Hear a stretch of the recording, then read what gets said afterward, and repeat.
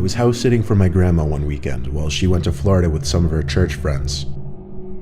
I was sleeping in the guest bedroom next to her room. The guest bedroom always had 2 twin beds inside of it that my brother and I would sleep in when we had sleepovers at her house. I took the bed next to the window, but before getting into bed, I checked all the doors making sure they were locked. When I did get into bed, it was early, and I didn't actually go to sleep for a while.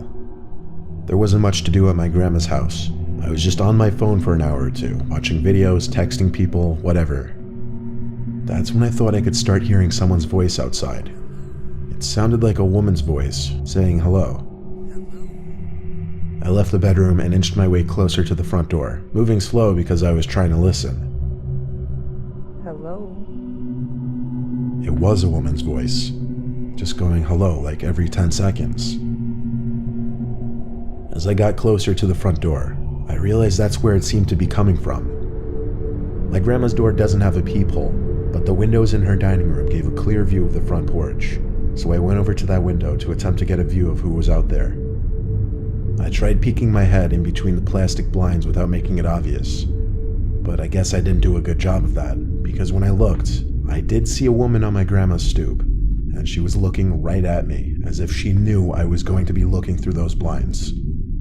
Once again, she said hello, with some freakish smile on her face. This woman was older, but don't picture her as some innocent-looking, small old lady. She looked like she was maybe late 50s, early 60s, and something about her face just skeeved me out. I moved away from the window and thought maybe it was one of my grandma's friends. It was midnight though. Why would anyone come to the door this late? And why wouldn't she knock or ring the bell? Why was she just standing out there going hello over and over? I was genuinely unsettled. I just went back to the guest bedroom and shut the door. Now with the door shut as opposed to before, I couldn't hear that woman anymore. Maybe it was that, or she just decided to leave. I started texting everyone about it, my sisters, my friends, telling them how bizarre it was. But a good amount of time passed in silence, and I was starting to calm down.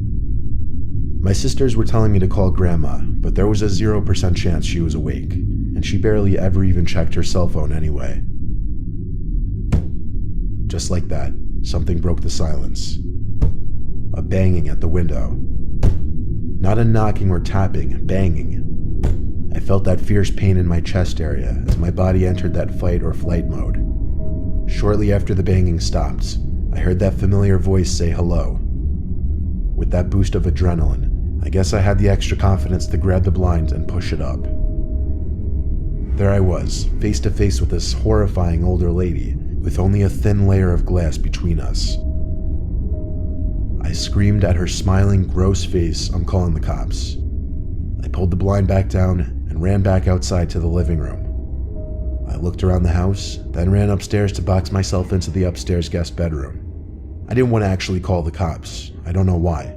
I wanted to just wait it out. I crawled into the bed in the upstairs guest bedroom and tucked myself under the covers. A couple hours later, I was still awake, and I finally only then went back downstairs to look outside each window. That freaky old lady seemed to be gone. The next morning, I called my grandma and told her what happened. She started yelling into the phone, clearly panicking and distressed. She told me how a few days earlier, she was being watched in the grocery store by some woman about 10 years younger than her, who just kept smiling at her for no reason. I told her to calm down. I didn't entirely know whether to correlate the two or not, but when we eventually got off the phone with each other, I did have to give it a second thought. My grandma is 75, and she has lost a bit of her wits, so I do have to take some of the things she says with a grain of salt. But the way she yelled into the phone about the woman in the store really gave me the chills, and I still wonder if it could have been the same person.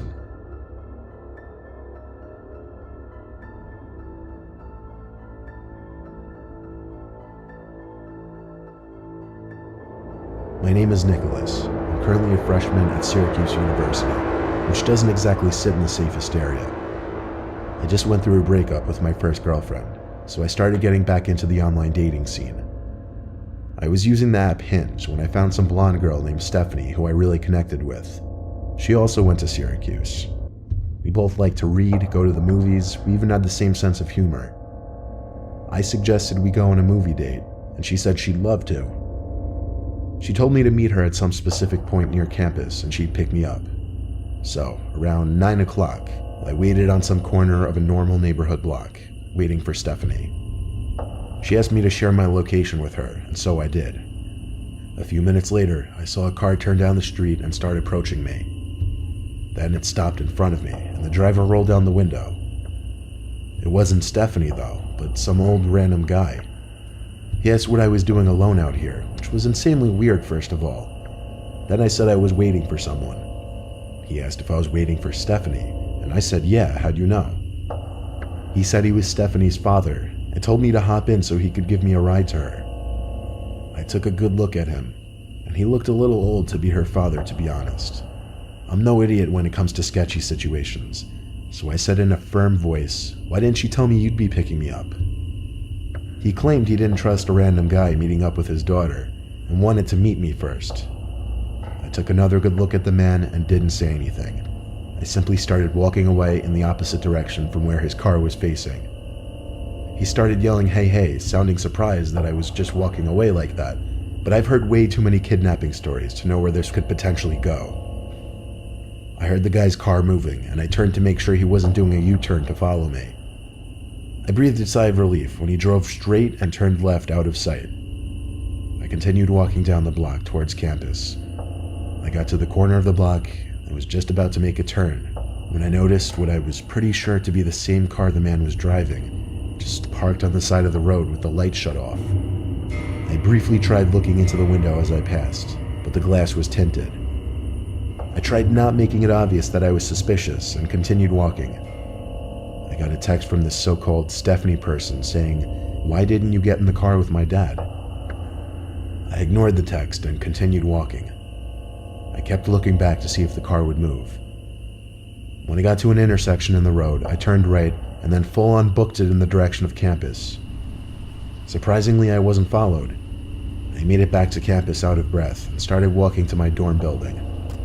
I felt like I heard footsteps following me, though.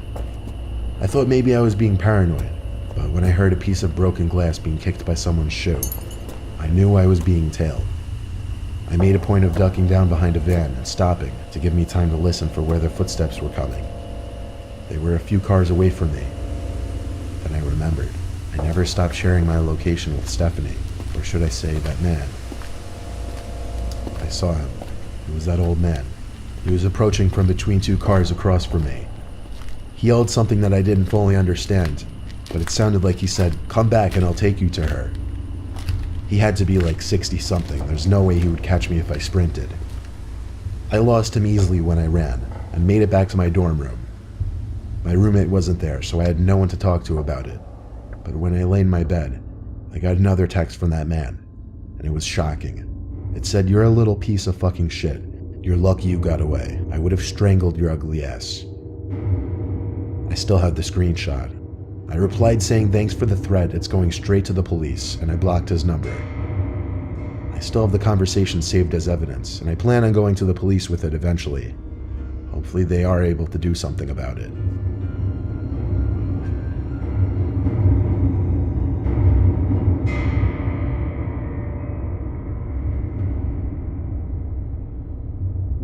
When I was 18, I had a side job as a part-time janitor at my high school over the summer.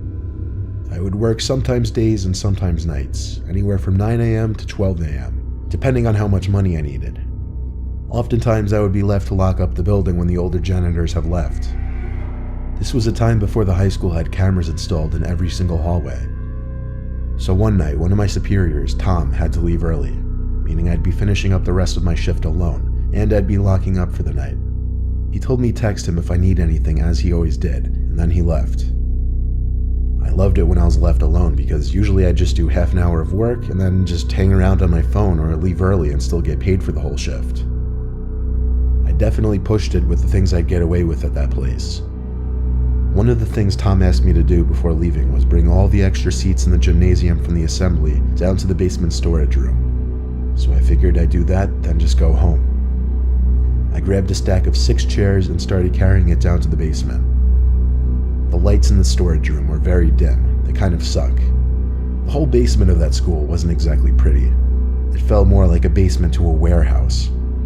Anyway, there were what appeared to be a bunch of art mannequins covered by paint cloths. You know, those big things that look like blankets. It seemed all of the school's art supplies were stored down here. I dropped a stack of chairs down where the rest of the chairs were stored, and went back up to the gym to get more. When I came back down with more chairs, I noticed one of the mannequins was exposed now. The blanket was removed from on top of it. I know for sure it was covered minutes earlier because it was one of the front ones. I texted Tom saying, I think someone's down in the basement. He said back, what do you mean? And I said one of the art cloths were moved. He took a minute to respond saying no one else should be there. Then I noticed something. The art cloth, tucked in the corner of the storage room, sitting outside of the light that was produced at the center of the room. It was covering something, surely. I started to tiptoe over to it, but when I was a few feet away from it, I realized whatever was under that cloth was moving just ever so slightly.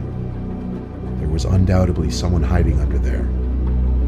I ran back upstairs and locked the basement door. I texted Tom saying someone is hiding under a cloth in the basement. He said call the cops, but I insisted he just come back since he only just left like 10 minutes ago. He didn't want to come back though.